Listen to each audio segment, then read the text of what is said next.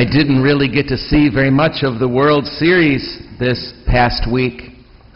It's only right, I guess, in some ways, because I am a bit of a fair weather fan. It's exciting, and I get excited because I just love this city so much. But I was enmeshed in it in many ways, even though I didn't get to go or even watch it on TV much, because I celebrated a wedding Friday night 2 blocks from where the World Series was happening. And on Thursday night was the rehearsal, which was played out in the shadow of the 6th game of the World Series. And they had already had a floor program scheduled for 10 that the RAs refused to change.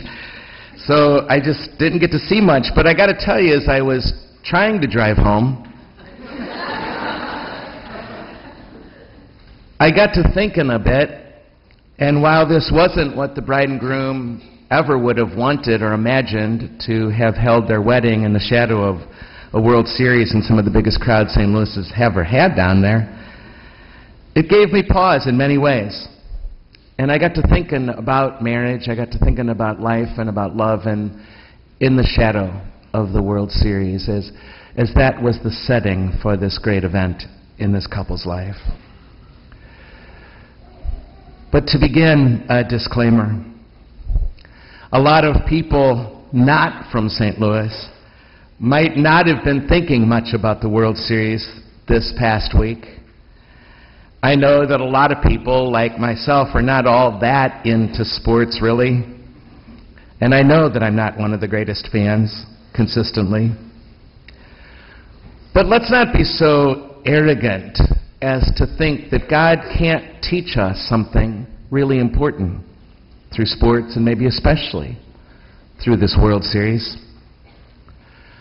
Also, I know that there are so many in our community, actually uniquely from this community, who are not jazzed about the Cardinals or even the Rangers, maybe because they're from all over the country, even actually from all over the world. Though I got to tell you, if the floor program I was doing on Thursday night was any indication, just being in St. Louis was enough for them to get involved, because they kept interfering with my floor program by shouting and screaming and running in and telling us the score.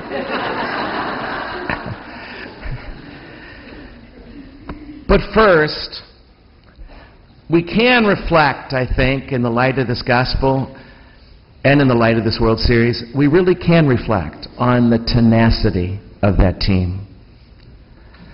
They never gave up. And when their backs were against the wall, even on August 25th, when they were 10.5 games down from first place, when their backs were against the wall, they kept believing that it was worth it to give it their best. And the Cardinals stayed true to their fundamentals, and the clubhouse never became toxic that whole time. And even when hardly anyone ever gave them a chance, they chose to keep remembering that the next pitch still mattered. There will be many times in our life, my friends, when our back will be against the wall. That's when we've got to remember to stay true to the fundamentals, to not let our families or our friendships get toxic in any way, or even our workplaces. Whether it's in marriage or in friendship, at work or at school. When we're getting more C's than A's, and we're behind now in everything, and we just don't get it in this particular course.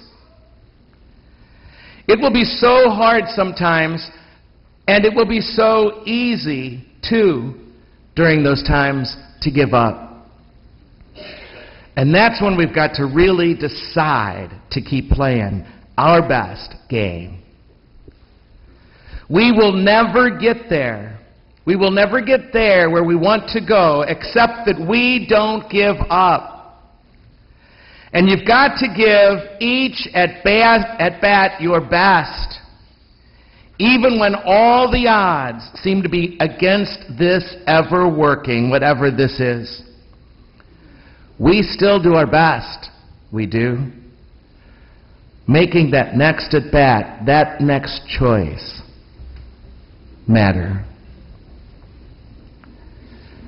Jesus speaks about greatness today, true greatness. And for Jesus, it has nothing to do with the final score. When we keep making the next pitch count, that's great. Secondly, and obviously, you and I can play our best and still lose. How do we go on when the losses come? And they will. We will have to be willing to lose, you and I.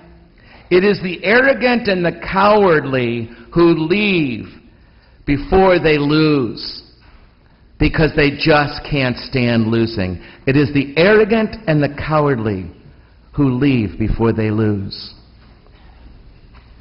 How do you handle it when you lose? When you lose, can you choose to keep your perspective in your life? When you do lose well, that's great. And lastly, just as there are bad losers, there are bad winners. How do you handle it when you win? There will be those times in all of our lives when things will go quite well, actually, and we get the promotion, or we're blessed with the healthy baby, or some other joy or success in life. How do we handle the winning? Maybe for some of us that's even a bigger challenge than how we handle the losing. For sure, the first thing to do is savor it. It's not bad to win. But just as there are bad losers, there are bad winners. And it is so far from greatness to taunt those we've just defeated. It is so far from greatness that we let ourselves feel somehow better than other people because we won this time. And I got to tell you, I've always appreciated the athletes who acknowledge the other team in their victory celebrations, who acknowledge those others who helped them along the way to get where they are, who weren't on the field that night. And those are the ones, I have to tell you, in this world that I appreciate the most as well, who do just the same. Jesus puts it this way in this gospel we just heard. The greatest among you will be those who made yourself the servant of all, which is to say that the servant was the humblest in that culture. And if you stay humble through it all, stay the humblest, that's what makes for greatness. In other words, we're not great because we won. That's how the world thinks. And maybe perhaps especially the way we in our American culture think. No. If you win and keep your eye out for those who lost, that's great. I've heard so many from St. Louis mention that they actually really felt in the middle of those celebrations on Friday night, felt for the Texas manager and his team, and wished that night that they be well, that they be okay with this. That's great. When you get accepted to a top-tier school, and remember the people who didn't get accepted to that school, that's great. And when you do well financially and work to help those who struggle, that's great. I got to say, I am so proud of how St. Louis acted during and after the games and after this series. Even prouder than I am of our victory. There was just so much joy. There was so much camaraderie and fellowship in the streets of St. Louis that night. There was so much happiness, really. And I'm guessing you noticed there was no little, if any, violence anywhere. Tens of thousands of people pouring into the city after the game and stuck there while tens of thousands of more came in.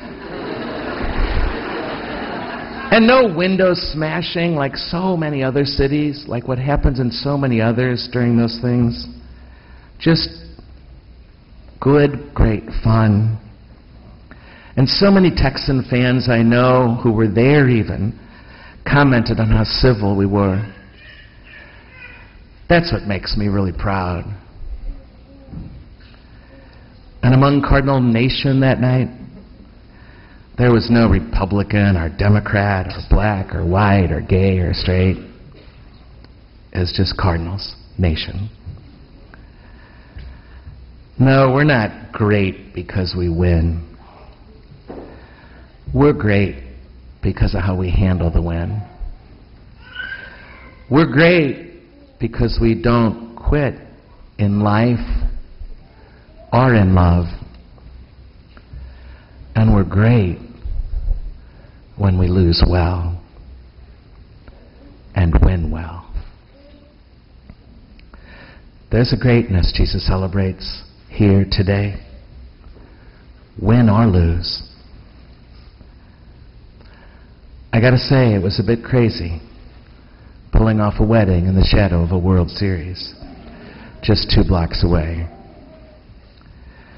But it proved for me, and I hope for that young couple,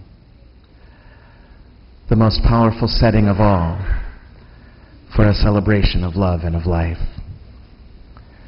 Theirs and ours.